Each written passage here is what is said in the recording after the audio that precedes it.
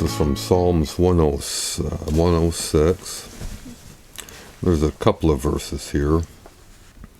They did not destroy the nations concerning whom the Lord commanded them, but were mingled among the heathen and learned their works. And they served their idols, which were a snare unto them. Excuse me. Yea, they sanctified their sons and their daughters unto devils.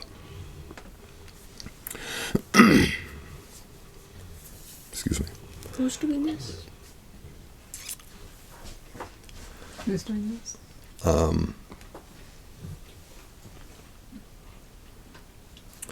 The good guys. The Jews? Mm-hmm. So good at the time. They did not destroy the nations concerning whom the Lord commanded them, but were mingled among the heathen and learned their works. And they served their idols, which were a snare unto them. Yea, they sanctified their sons and their daughters unto devils. That sounds pretty rough, doesn't it? Almost sounds like modern day Christianity. Well, it does. Whenever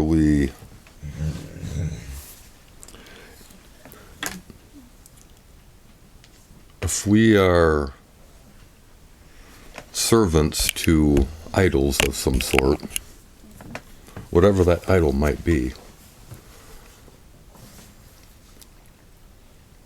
that idol,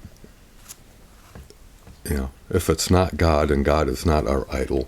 So, if we are worshiping something other than God... And if we aren't worshiping God, then we are worshiping something else.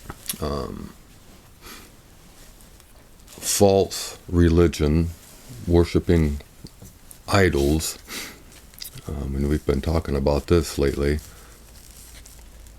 that is a demonic world,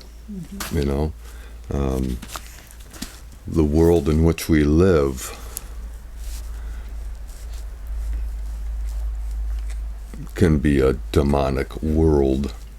The places that we go to work, the education systems, and this verse here, they sanctified their sons and daughters. What do we do with our kids every day? Not you and I with our two, but what do people do with their children, their school-aged children, every day? They send them off to these places to be indoctrinated with false, with things contrary to the Word of God. And then wring their hands that they're not serving the Lord, or that they don't get church, or... And it's just a downhill spiral right from the get-go, and so many people wonder why we are in the state that we are in, and and the church, definitely, they send their children to these institutions to be, the light of the world when you're surrounded by darkness. Can that light outshine the darkness? It can, but when you are so overwhelmed with pollutants, the filters in our Berkey, they filter out pollutants, but after a while they get clogged up. You need to replace them. They get used up. If we're not careful, we will be just like that. We'll get all clogged up with pollutants. And if we have no, real reinforcement, if we maybe go to church once in a while, that's not going to do it.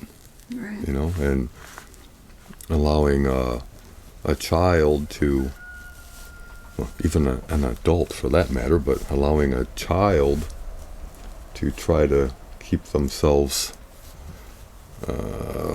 purified or whatever,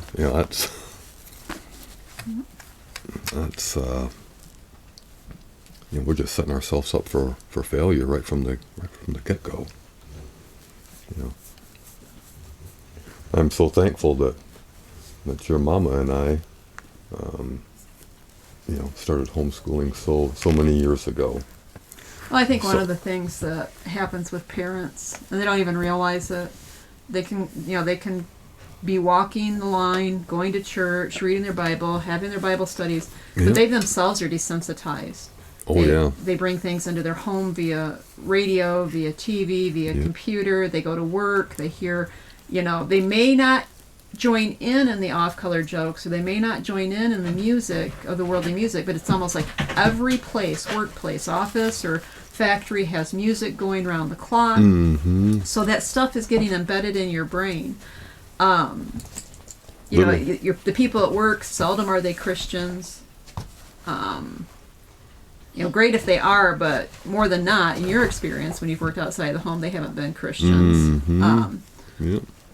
Or they're as benign, they're as ineffective in their Christianity as the other person. Yeah. So being desensitized themselves, it doesn't occur to them when they put their child out in the world, in a worldly mentality, that it's going to affect their child probably in the negative way. And we've seen all the documentaries and heard all of the studies on our children and how quickly we lose them when they're put into the public educational system, because it is not godly. It is and it's not. Like, the word says, what fellowship does light have with darkness? Mm-hmm. It doesn't have fellowship. That's unequally yoked. It is unequally, and there's circumstances where your kids have to go to public schools. I mean, sometimes there just is, but now more than ever, even single parents with a desire can homeschool their child and still work. I mean, you have to be more creative, absolutely, but it's not impossible. But the thing, too often the thing is the parent is unwilling, because it does take so much extra. I mean, it does. It's a sacrifice. It's a Absolutely. huge sacrifice for the parent to do that. And coupled with the responsibilities of life and cares of this world that aren't given in the right direction to God to begin with, it just seems overwhelming. Yep. So it's they just pile up. easier to put the kid in school, let them get their education there, and just pray every day that God protects them and go about your merry business.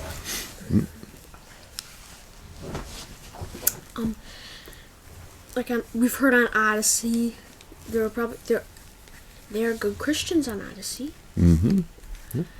But why do they send their children to public school? You want to live your best for the Lord. If you're talking to a Christian and they want to live their best for the Lord, Sure. Even the best of Christians have put their children in public school and expect that their faith will get them through the evolution and the non-truth. And Right. Yep. That's hard. It might, but we need to try and guard them from it. Atheist stuff. Atheist stuff. Right. Evolution. Yes. What were you going to say? What has been the dominating message from the pulpit for a long time? Non-resistance? No, I don't think so. Or at least an underlying, in some form or way. I guess I'm not on that one. What's your point? Let's say we agree with you that it's been non-resistance from behind the pulpit. Well, in some form or way, like we read last night, non-resistance is a quote-unquote Christian doctrine. In some form or way, physical, whatever. Well, you know what? You may be right with those in line with more of the Amish or the Mennonite or some form of Anabaptist with the non-resistance, but typically we find that Christian, we're talking non-resistance, we're talking as far as a fighting realm, and we find Christians that are willing, most Christians are willing to be patriotic and defend their country. So I would say that if we're talking about a non-resistance doctrine within this, I'm going to use the term secular Christian culture, from behind the pulpit. It is about non-resistance to sin of the world. Accepting everything the world does because we're supposed to be all love. And then, just bring them in and it's okay. Our people aren't really rooted enough, so we'll win them before we lose our people. And that doesn't happen. We lose our people before we actually win the sinner over because we're just a sloppy agape. So it may be a non-resistance, and we're not taught resistance. Yeah, we're not taught resistance. It turns around to non-resistance. Because they go hand in hand. If you're not taught Well, one, you're being taught I don't know how to deal with the other. this, so I'm going to ignore it. Yeah. Or you know what? The preacher himself up there, looking like the world, trying to justify it from behind the pulpit, teaches the non-resistance of a worldly mentality. The Bible is very clear. Come out from among them and be ye separate, saith the Lord. And if we're putting ourselves in their world, instead of training our children and our family to step out and be different, to bring them to God instead of us submitting our will to them, we're not different. And even when they were separated, what did so many of the, we'll just say, King Solomon's and people like that do? They brought all these different nations, idolaters into them, and They intermingled. you implode Daddy, when am I gonna read? in just a minute. But yeah, just the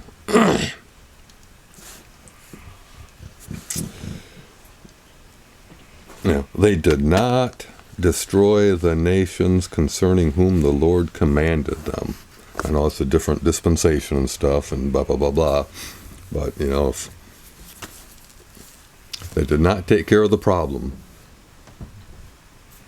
and they basically went in and mingled with the problem, and now they're doing the problem. That's why are we having such a problem, Lord?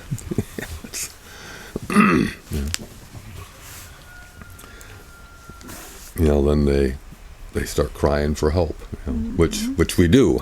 That's we do. But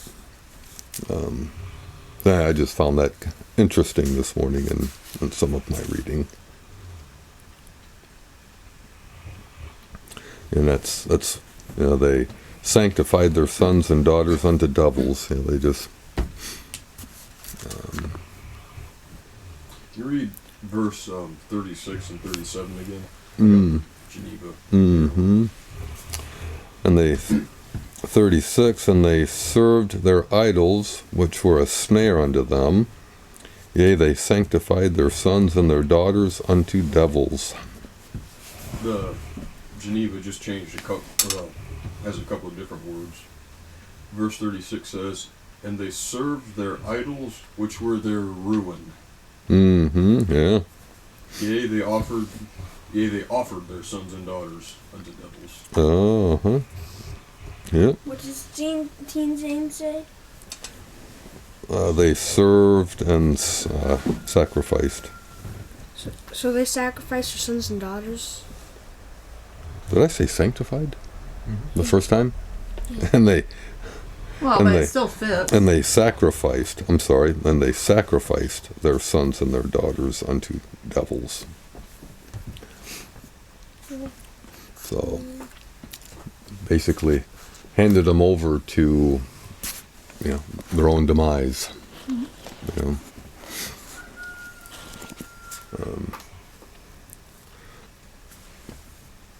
And how often do we do that and we don't even realize it?